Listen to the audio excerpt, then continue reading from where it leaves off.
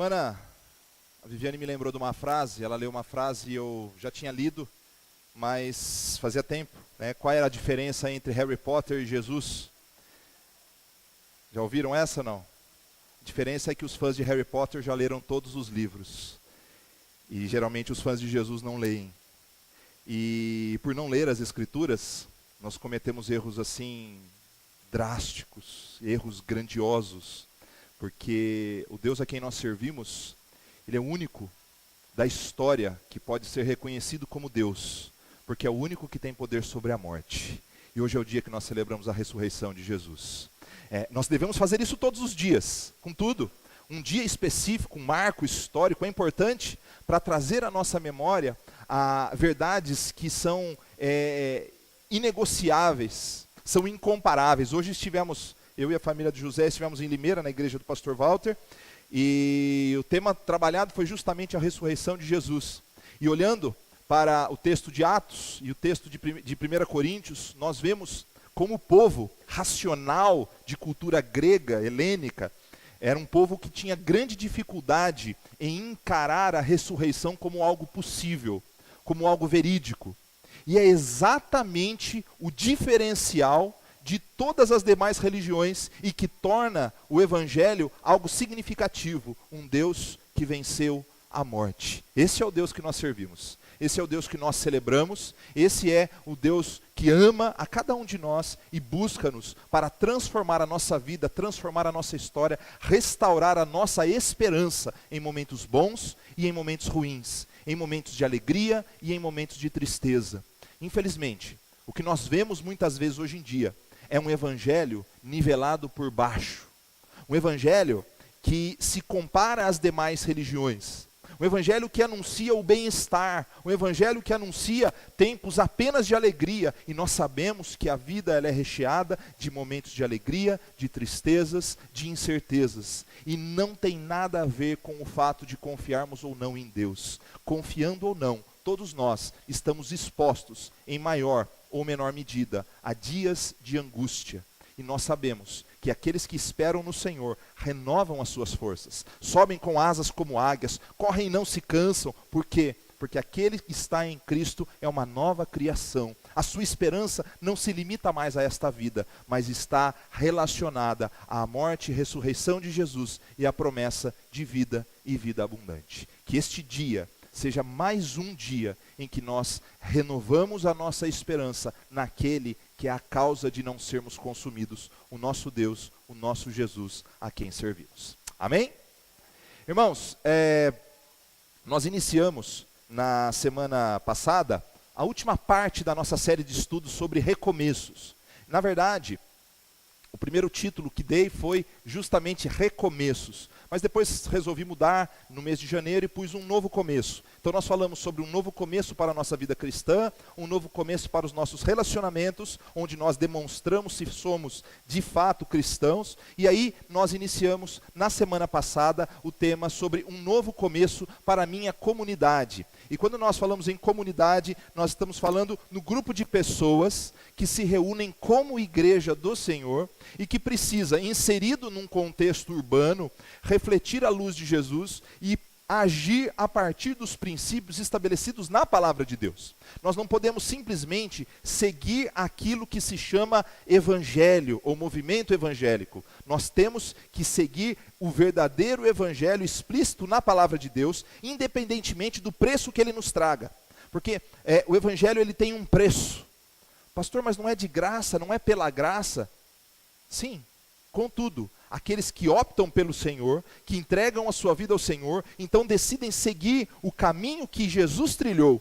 E o caminho que Jesus trilhou é bastante diferente daquele que nós vemos anunciado no evangelho de hoje, ou nos demais evangelhos. Nós precisamos voltar os nossos olhos para o verdadeiro evangelho e repensar a nossa igreja, repensar a nossa comunidade.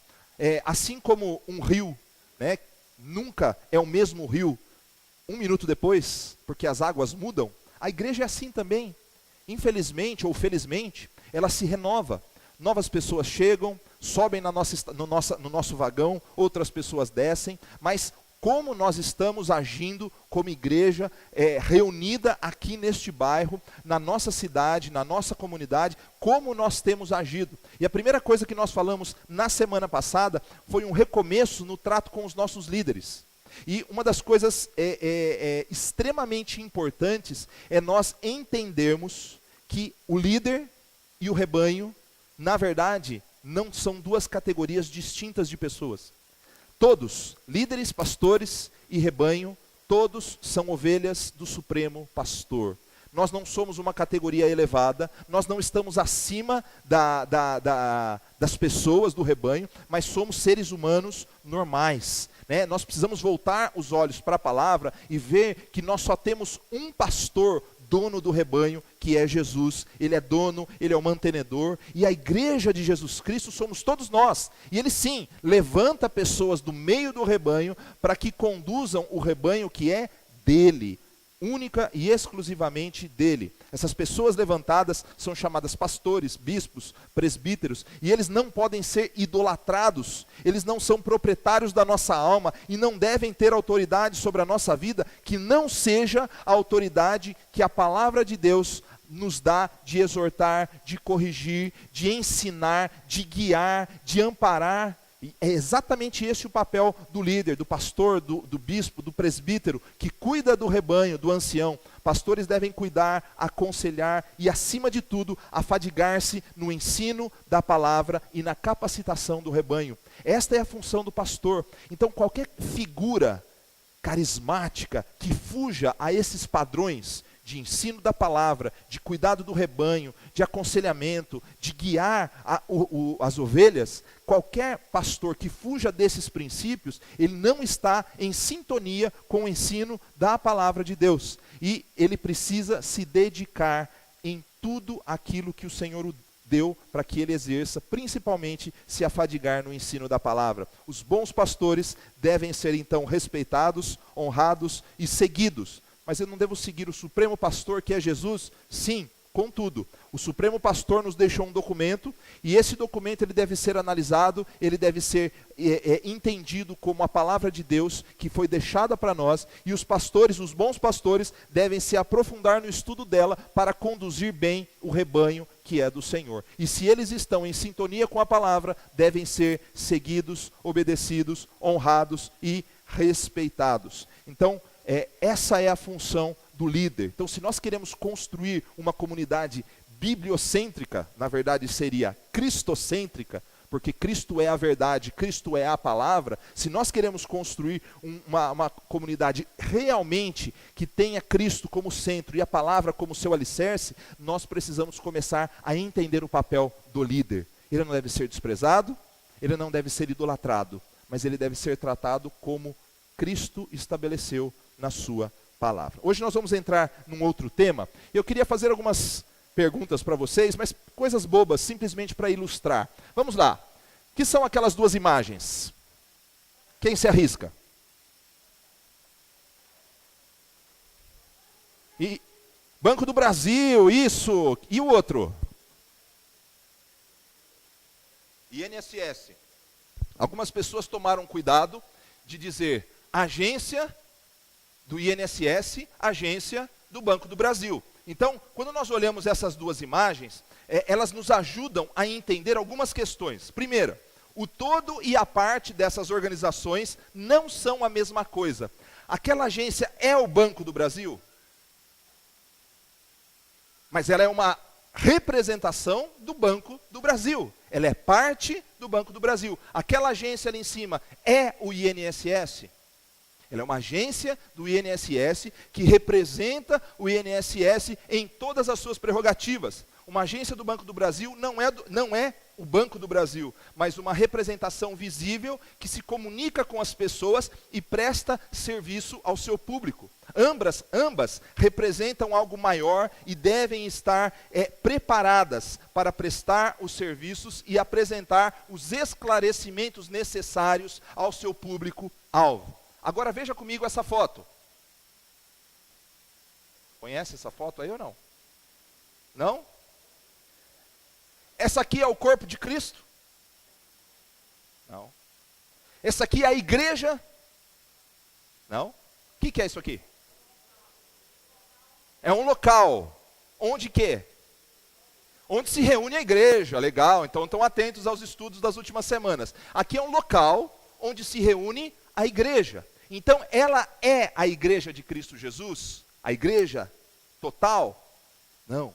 Mas ela é uma representação do grupo que se reúne ali e que se chama parte da igreja de Cristo Jesus. Ela não é a igreja total, ela é uma representação visível de algo que é infinitamente maior e mais complexo. Contudo, a Igreja Batista Livre, a primeira Igreja Batista Livre do Jardim dos Oliveiras de Campinas, deve estar preparada para cumprir a missão da igreja e oferecer aquilo que o corpo de Cristo tem para oferecer mediante a palavra.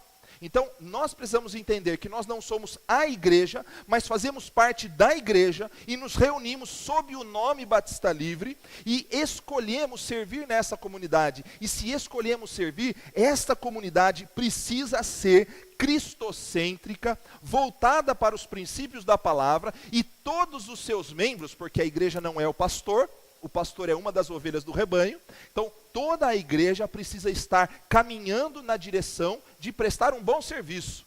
Eu já disse para vocês 2 vezes, vou falar pela terceira e acho que última, não sei, porque eu esqueço também, mas eu sou apaixonado pelo Poupa Tempo. Tem muita gente aqui que odeia o Poupa Tempo. Fiquei 2 horas lá no Poupa Tempo para fazer meu documento, minha carta, minha isso. Eu já penso o seguinte, eu vou lá, resolvo os meus problemas no mesmo lugar, rapidinho. É assim que eu penso, né? Mas uma coisa nós não podemos negar. Cadê a Paulinha? Não está aqui a Paulinha, né? A Paulinha trabalha no Poupa Tempo, então nós podemos falar mal se quisermos, mas não é o caso. Mas se você perguntar para qualquer funcionário do Poupa Tempo, ele sabe responder tudo que você perguntar. Se você teve o azar, perdão com a expressão azar, mas se você teve o azar de pegar uma pessoa que não sabe te responder ou não estava num bom dia, isso é simplesmente uma exceção à regra. Mas está tudo muito bem sintonizado. Se você procurar uma pessoa, a pessoa está ali e ela vai te responder. Você faz ali, faz isso, faz aquilo. E você olha para um lado, tem outra pessoa que diz o seguinte, olha, pega aquela fila. Ah, mas a fila está enorme, não tenho paciência. Não tem problema, mas você vai saber que a pessoa não vai te dar uma informação errada. Então você imagina que nós como consumistas somos extremamente exigentes. Nós queremos uma boa prestação de serviço no INSS, coisa que nunca existiu, talvez um dia ainda existe, a esperança é a última que morre. O Banco do Brasil, nós queremos os caixas atendendo com rapidez. Agora, se nós somos uma agência do reino, uma representação da igreja de Cristo, o que nós estamos transmitindo para as pessoas? Qual é o serviço? Na verdade, não somos prestadores de serviço, mas servimos como Cristo serviu.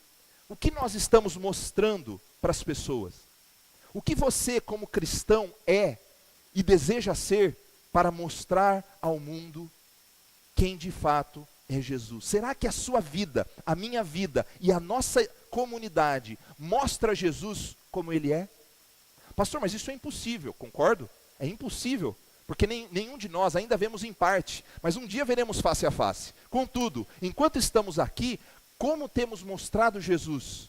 Como temos vivenciado Jesus? Para cumprir a nossa missão, nós precisamos então entender a nossa composição, os nossos valores, lembrando que é um recomeço, né? É um novo começo para a nossa comunidade. E, irmãos, eu sempre falo, o domingo à noite é um domingo onde nós nos reunimos para aprender sobre a visão, sobre o objetivo de Deus para as nossas vidas, sobre a condução do rebanho. Então, é extremamente importante que você acompanhe os estudos, porque tudo tem uma sequência lógica, para que entre na sua mente de uma maneira muito mais simples. Então, nós estamos falando sobre recomeços. Então, nós precisamos relembrar os fundamentos da igreja.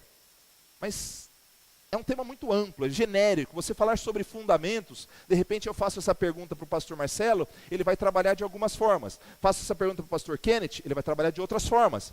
Mas nós vamos tentar entender, com base num texto bíblico, algumas das coisas que falam sobre a composição da igreja de Cristo espalhada pela história e pela face da terra. Então, se nós somos parte da igreja de Cristo, tudo que se aplica a todas as pessoas ao redor do mundo, se aplica a nós também. Então vou convidar você a abrir no texto de Efésios, capítulo de número 2. Efésios, capítulo de número 2.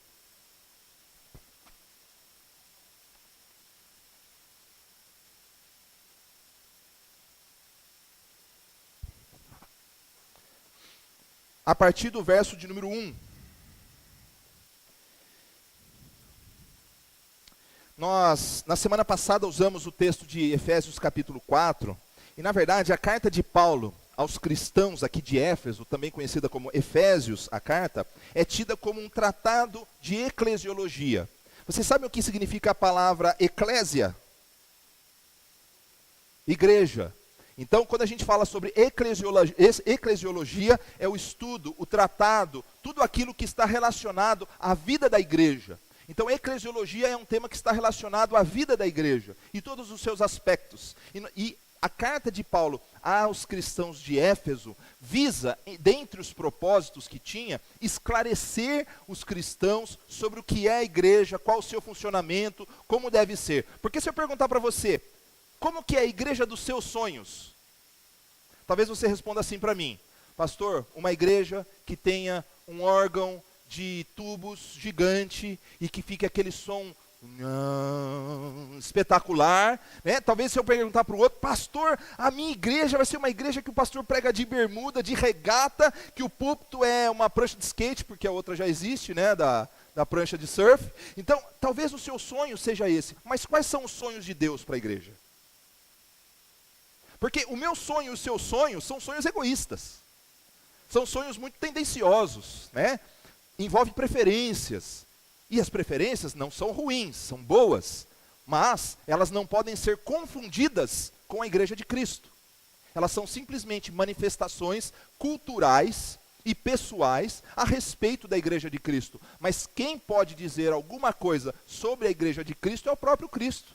É a própria palavra. Então, vamos entender que a carta de Paulo aos Efésios, aos cristãos de Éfeso, tem o objetivo, dentre outros, de esclarecer sobre o funcionamento da igreja de Cristo Jesus. Ao invés de lermos o capítulo inteiro, eu vou ler parcialmente conforme necessidade e a gente vai conversando, tá bom? Então, versículos 1 a 3, diz assim: vocês estavam mortos em suas transgressões e pecados, nos quais costumavam viver, quando seguiam a presente ordem deste mundo, e o príncipe do poder do ar, o espírito que agora está atuando nos que vivem na desobediência. Anteriormente, todos nós também vivíamos entre eles, satisfazendo as vontades da nossa carne, seguindo os seus desejos e pensamentos. Como os outros, éramos por natureza merecedores da ira. Então a primeira coisa que nós precisamos entender,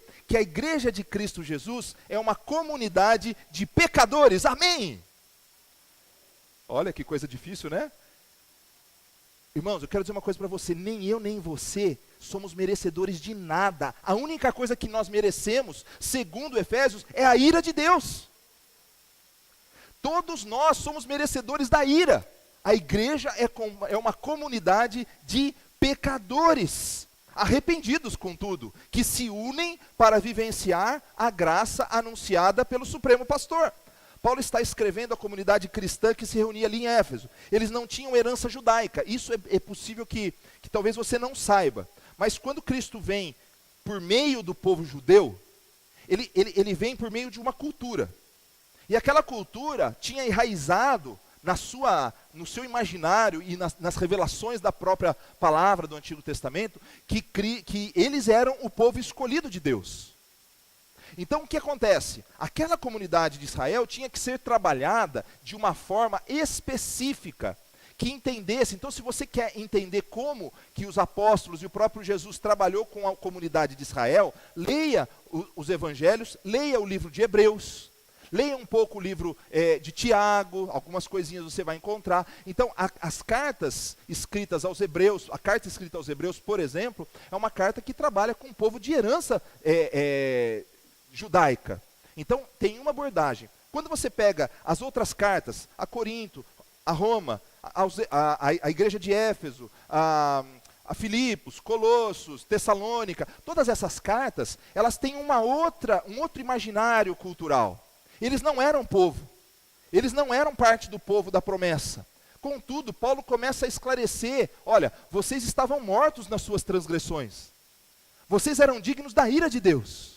Então, nós precisamos entender, primeira coisa, vocês estavam mortos em seus pecados, isto é, vocês eram escravos da natureza que tendia ao mal. Vocês viviam por esta influência e mentalidade, o espírito do mundo, a mentalidade do mundo que dominava as pessoas, influenciava a sua conduta, assim como influencia a nossa. Às vezes, nós pensamos que as pessoas são influenciadas somente por coisas absurdas. Por exemplo, vida depravada, drogas, crime. E a gente acha que somente essas coisas declaradamente pecaminosas, né, são as coisas que afastam as pessoas dos caminhos do Senhor. Contudo, o grande problema são as coisas que socialmente são aceitas e que também nos afastam de Deus. Existem drogas lícitas, por exemplo.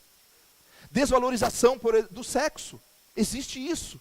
Existe, e a gente chama tudo isso de felicidade. Mas existe essa desvalorização que culturalmente é aceita, culturalmente é aprovada. E nós achamos que porque existe uma aprovação coletiva, se nós vivenciarmos este caminho, nós não estamos longe de Deus. Grande engano. Porque existem coisas boas que nos afastam de Deus.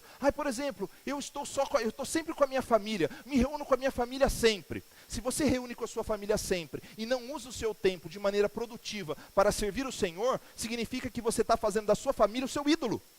E prezar pela família é algo bom. Mas qual o equilíbrio para se prezar pela família? Qual é o equilíbrio? Como que eu devo caminhar? Então, a mentalidade do mundo, ela contamina as pessoas. Preguei hoje de manhã, José, Hilda e Fábio estavam lá, e nós falamos sobre a carta de Paulo aos Coríntios. Lá na igreja de Corinto, sabe o que acontecia? E foi extremamente importante, eles eram cristãos, só que eles estavam duvidando da ressurreição de Jesus. Sabe o que Paulo diz lá em 1 Coríntios 15? Ele diz o seguinte, olha, vocês não se enganem, porque as más conversações, as más companhias corrompem os bons costumes. Voltem à sanidade. Porque o que eu preguei entre vocês, esta é a verdade. Então a gente pensa que a gente não é influenciável. Mas assim como os cristãos de Éfeso eram influenciáveis, nós também somos influenciáveis. Nós precisamos entender exatamente que, muitas vezes, olhar para a história da Branca de Neve é bom. Branca de Neve não deu um frasco de veneno. A bruxa não deu para Branca de Neve um frasco de veneno e disse beba. Ela disse deu uma maçã vermelha, brilhante e suculenta, no momento que talvez ela estivesse com fome. A gente acha que o espírito do mundo, ele vai nos apresentar somente coisas pesadas para nos afastar de Deus.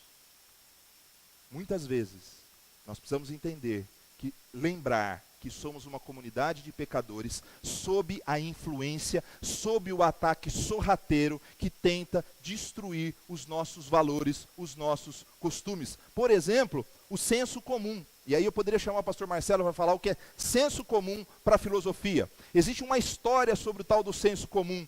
Um princípio, sempre foi, na história da filosofia, um princípio que orientava a vida, que norteava a vida e que era bom.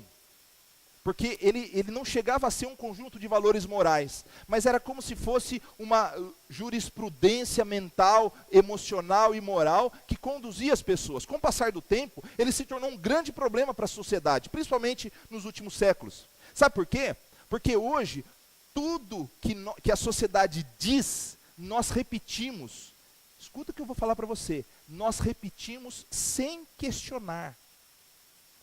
E o senso comum se tornou algo que é visto como uma opinião sem profundidade, sem conhecimento de causa. Simplesmente é quase, eu estou chegando a quase cometer uma heresia filosófica, a dizer o seguinte: o senso comum está se tornando boato.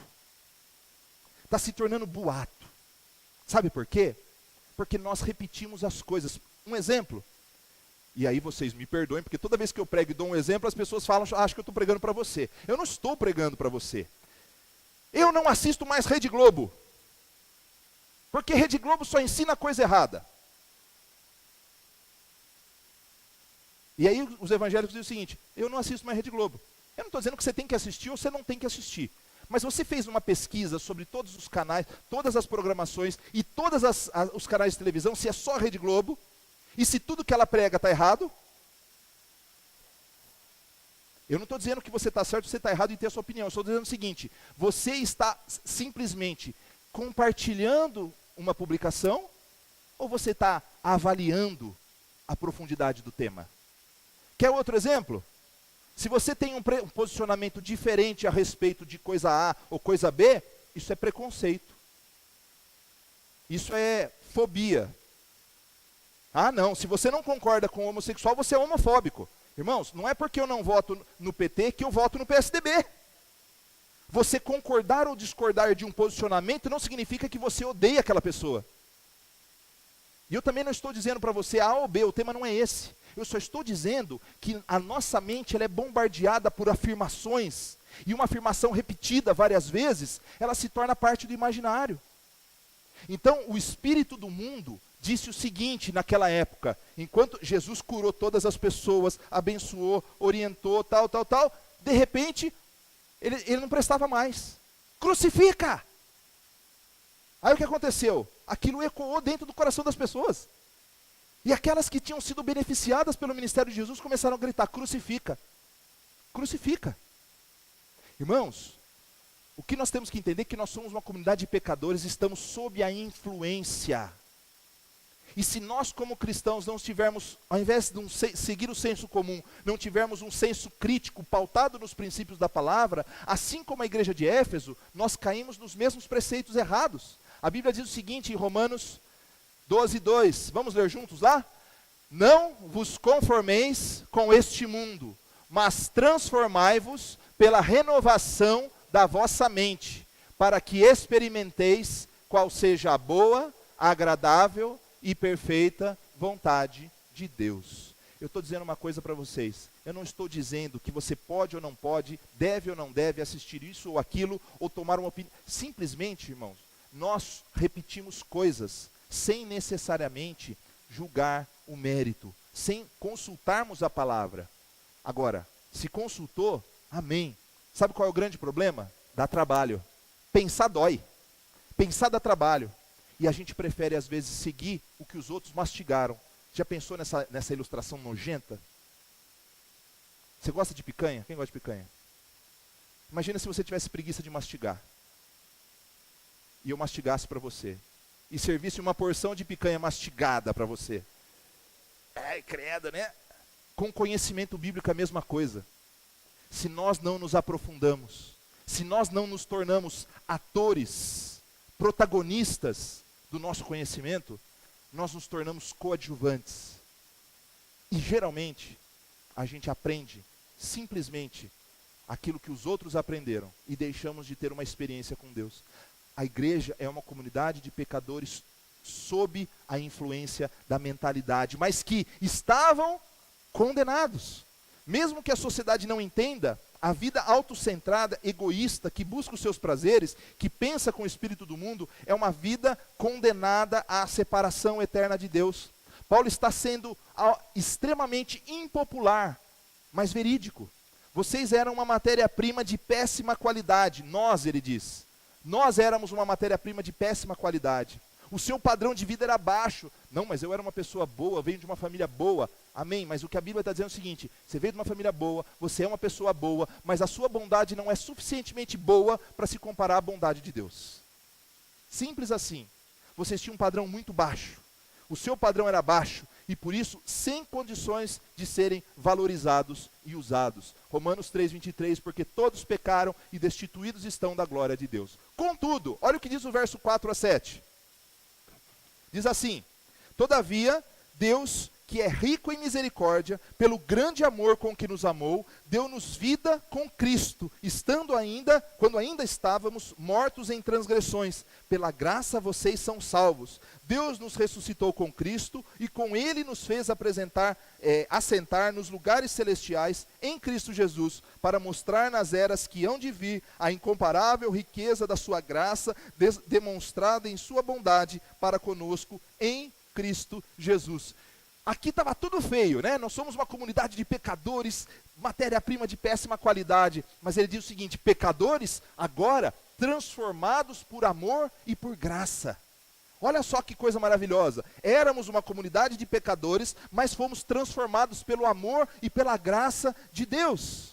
Havia um plano eterno de reciclagem, transformação dessa matéria-prima ruim. Em Cristo Jesus, as pessoas de Éfeso, de Corinto, de São Paulo, de Campinas, de Nova York, de Tóquio, de todas as cidades da África, da Ásia, do mundo todo, puderam e ainda podem ser transformadas em uma matéria-prima de primeira linha e de qualidade inquestionável. Estou dizendo para você o seguinte: não importa o que você foi, o que você fez, o que você faz, mas se você quer realmente experimentar a vida com Deus, a Igreja de Cristo é formada por comunidade, é uma comunidade de pecadores transformada pelo amor e pela graça. E devido ao amor de Deus, nós que estávamos mortos e éramos dignos de punição, agora nós ganhamos vida. Ou seja, éramos escravos do pecado e em Cristo Jesus nós ganhamos a liberdade da nossa escravidão. O nosso velho homem é lançado fora. Ele tenta vir à tona, mas ele foi lançado fora pela graça de Deus. Pelo mesmo poder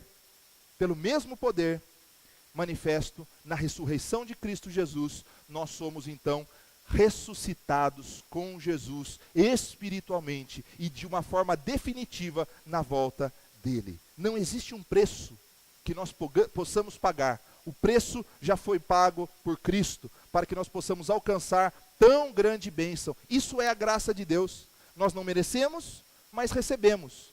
E recebemos uma carta dizendo o seguinte, ó: nenhuma condenação há para aqueles que estão em Cristo Jesus. Amém?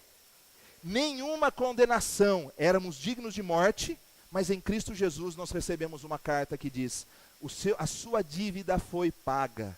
Você pode andar de cabeça erguida, não com arrogância, mas com alegria, porque Cristo pagou. Essa é a igreja de Jesus. Então significa que a igreja de Jesus, se ela foi transformada pela graça e pelo amor, ela precisa ser uma igreja contagiante. Vamos ler aquele versículo famoso de João 3,16, vamos juntos? Porque Deus amou o mundo de tal maneira que deu o seu Filho único, para que todo aquele que nele crê não pereça, mas tenha a vida eterna. Então, éramos pecadores, uma comunidade de pecadores, mas pecadores do quê? Transformados pela graça. Além disso, pecadores transformados para brilhar. Olha o que diz versos 8 a 10. Pois vocês são salvos pela graça por meio da fé. E isto não vem de vocês, é um presente de Deus, não por obras. Vocês, nada do que vocês fizerem, nada vai te dar algum benefício maior com Deus. Então, não é por obras para que ninguém se glorie, mas nós somos feitura dele em Cristo Jesus para fazermos boas obras, as quais Deus preparou antes para nós as praticarmos. Nós então, primeira coisa, somos salvos pela graça. É um presente de Deus. É um presente. Presente não se nega. Presente se desfruta.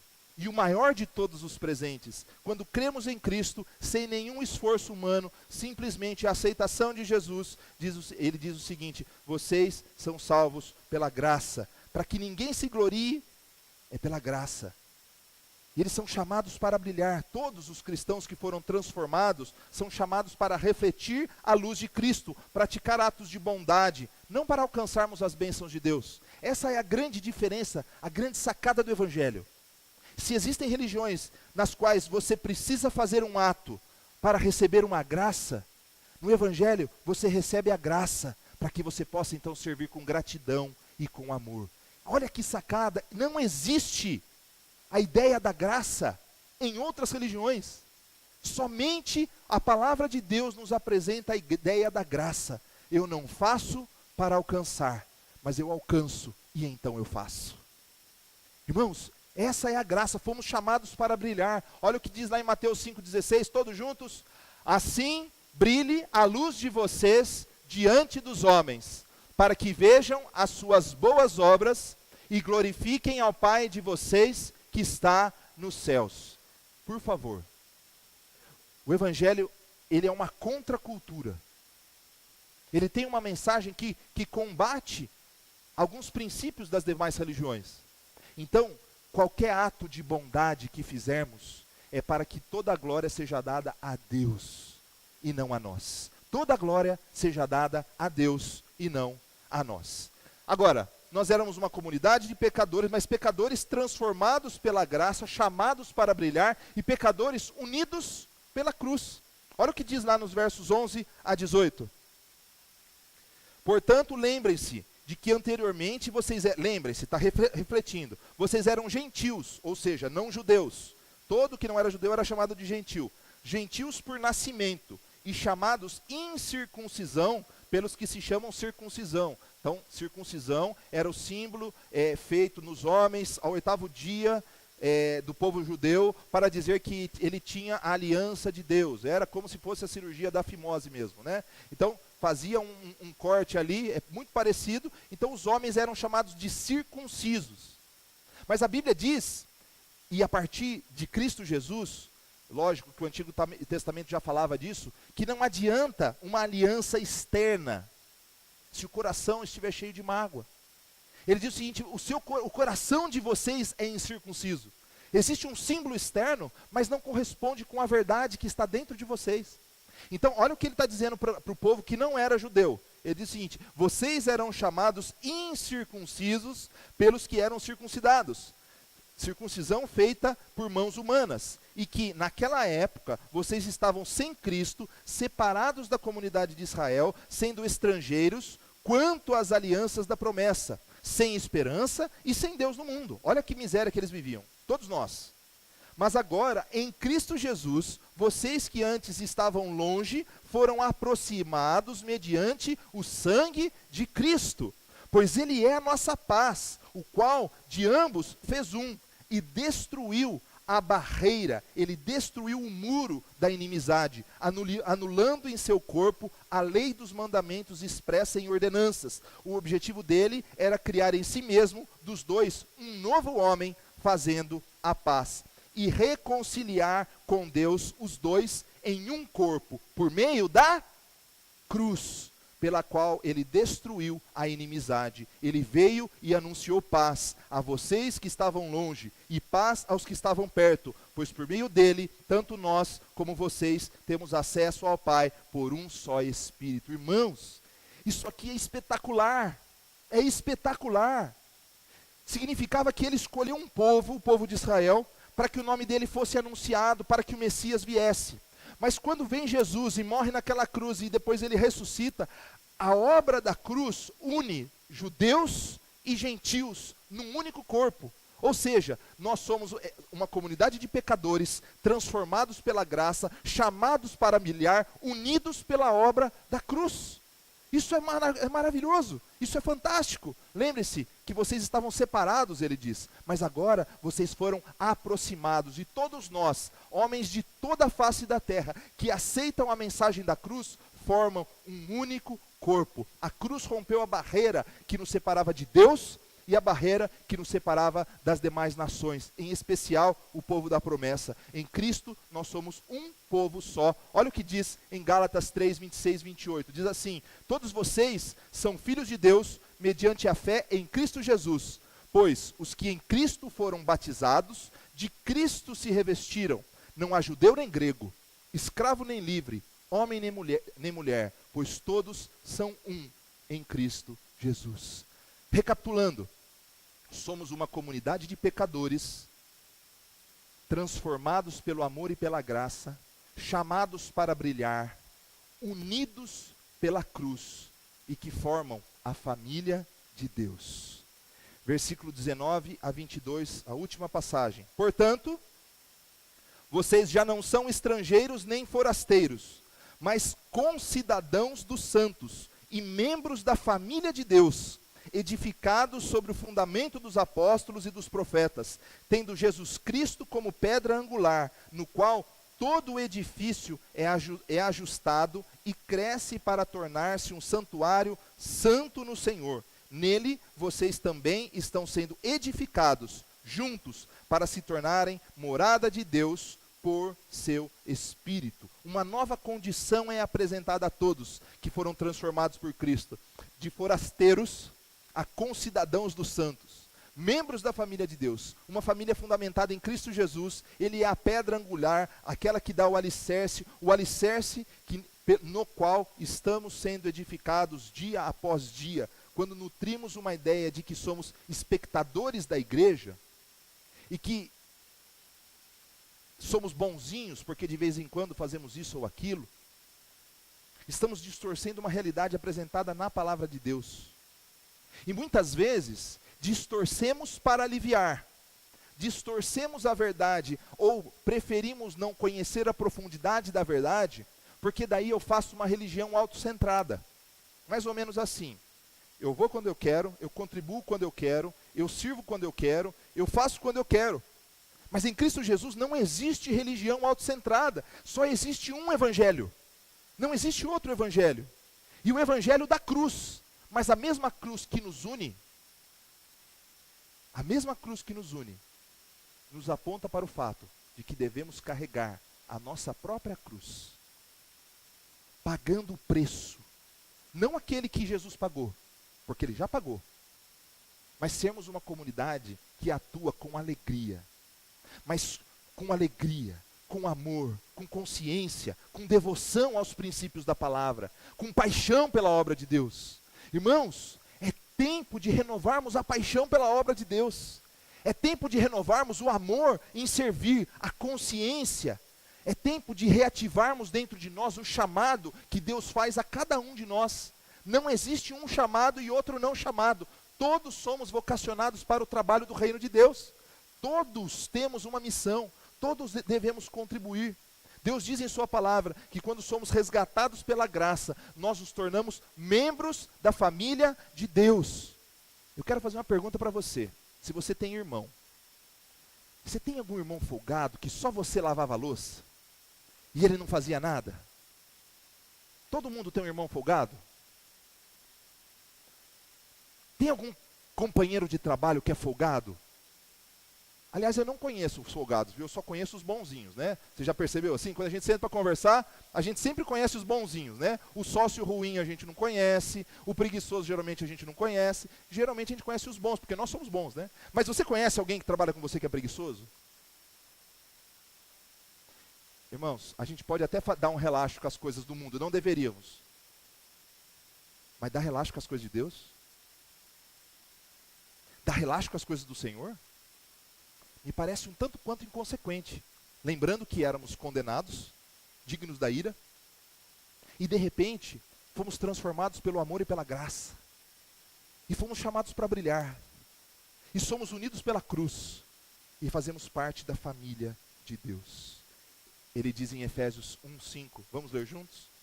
Em amor nos predestinou para sermos adotados como filhos, por meio de Jesus Cristo, conforme o bom propósito da sua vontade. De antemão, o Senhor nos predestinou para sermos adotados como filhos. Não éramos filhos e nos tornamos filhos de Deus. Somos parte da família. Aí eu quero dizer uma coisa para você. Nós estudamos 20 versículos de Efésios. Nós poderíamos fazer uma série de estudos durante meses sobre esses 20 versículos. Mas já que lemos esses 20, nesse estudo, você já tem material suficiente para questionar qualquer ensinamento errado que você ouvir. Qualquer igreja, comunidade chamada cristã, que não seja pautada nos valores aqui apresentados, no mínimo, deve ser colocada em xeque. Qualquer cristão, como eu e você, que não vivamos a partir desses princípios, devemos ser exortados. Devemos ser relembrados, devemos ser desafiados a sermos uma igreja atuante. A Bíblia, concluindo agora para a gente aplicar, a Bíblia apresenta fundamentos para a existência da igreja, que não podem ser esquecidos jamais. Essas verdades nos ajudam a entender quem éramos, quem somos, para que existimos e para onde caminhamos. Com isso, o nosso orgulho é combatido. as distorções são combatidas, e vivemos com base na verdade, e não em invencionices da nossa cultura hedonista, que só pensa no prazer, egoísta e conveniente. Irmãos, eu estou falando sério para vocês, não estou dizendo que a nossa igreja é perfeita, não estou dizendo que a nossa comunidade não tenha erros, mas existem erros e que precisam ser combatidos. O que nós não podemos é recomeçar uma comunidade pautada nos exemplos, se aquilo não estiver aqui, na palavra, no alicerce. Porque exemplos bons aí fora, temos muitos. Mas para cada exemplo bom nós temos 10 ruins, de líderes, de igrejas.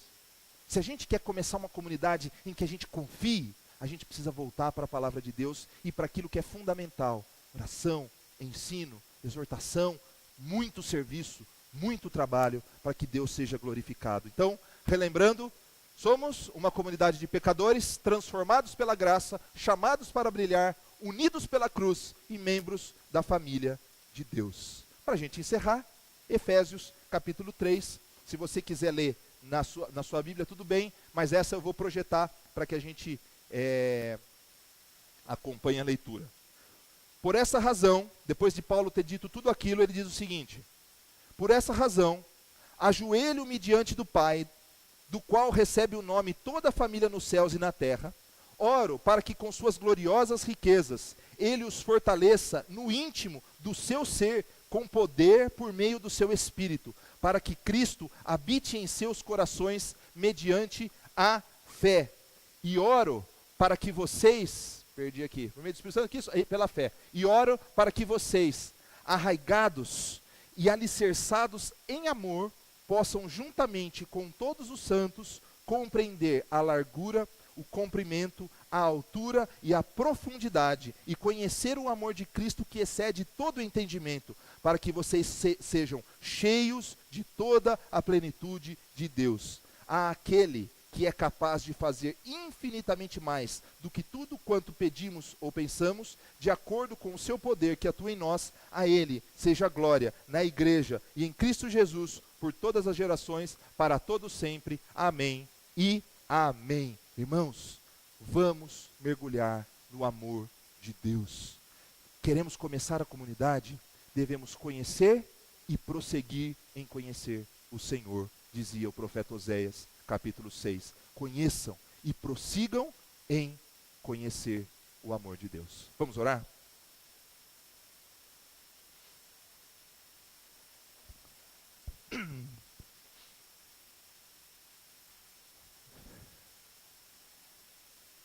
Renan, pode subir para tocar para a gente? Irmãos, antes da gente orar coletivamente, Deus espera que você fale com Ele individualmente. E eu acho que a nossa oração hoje precisa ser muito simples, dizendo o seguinte: Senhor, aqueça meu coração. Aqueça meu coração. Inspira a minha vida, para que eu me aprofunde mais no amor. E se existir alguém aqui que ainda não experimentou esse amor, e quer entregar o seu coração ao Senhor, nós vamos orar por você nessa noite. Só quero que você manifeste uma de suas mãos. Eu oro pela sua vida, para que Deus abençoe o seu coração. Alguém? Não? Mas eu tenho convicção de que todos nós sempre temos algo, um passo a mais a dar, um caminho novo a seguir, em qualquer área. Então, fale com o Senhor agora, e peça para o Senhor aquecer o seu coração.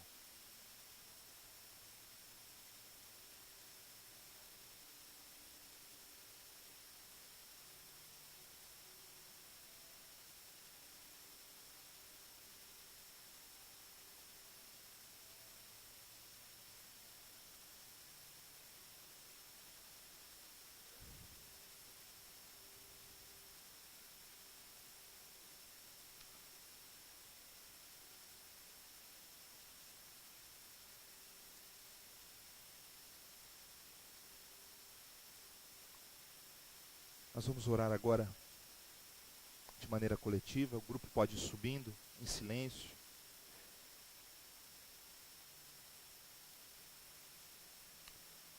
Pai, nós te louvamos, te agradecemos, porque há momentos na nossa vida que precisamos parar e refletir sobre exatamente aquilo que temos vivenciado, aquilo que temos desenvolvido como igreja, Senhor. E ao pararmos e olharmos para a Tua palavra, e olharmos o grande amor que o Senhor destinou a nós, talvez muitas vezes nos sintamos como imerecedores disso, e de fato somos imerecedores. Mas às vezes, Senhor, nos sentimos fracassados porque não conseguimos fazer aquilo que o Senhor espera de nós. Mas não queremos viver um fracasso por indisciplina, não queremos viver um fracasso por desprezo aos Teus valores. Ajuda-nos, Senhor, a fazer o nosso melhor. Ajuda-nos, Senhor, a sermos cristãos autênticos por onde quer que estejamos passando, e viver um evangelho que de fato impacte a vida das pessoas ao nosso redor. Queremos ser Teus instrumentos. Queremos que a Tua igreja de fato seja uma igreja cristocêntrica, pautada nos valores da palavra, e que possamos influenciar famílias e pessoas, não para sermos glorificados, porque somente Tu és digno de toda a honra e toda a glória. Queremos, ó Pai, que as nossas boas obras sejam um reflexo da luz de Cristo, e que somente o Senhor receba toda a honra e toda a glória. Ensina-nos, Senhor, cada dia da nossa vida, a vivenciarmos a Tua palavra. Sensibiliza o nosso coração, ó Pai. Queremos que Teu Espírito nos convença dos nossos pecados, dos nossos erros, que nós nunca esqueçamos de que um dia éramos dignos de morte, e pela Tua graça e pelo Teu amor, somos chamados para brilhar, somos chamados para refletir a Tua luz, fomos unidos pela Tua cruz, a cruz que é o símbolo da grande obra de Cristo, e que nos torna membros da Tua família, Pai. Obrigado por sermos Teus filhos hoje. Usa a nossa vida hoje e sempre, em nome de Jesus. Amém. Vamos ficar em pé, nós vamos louvar.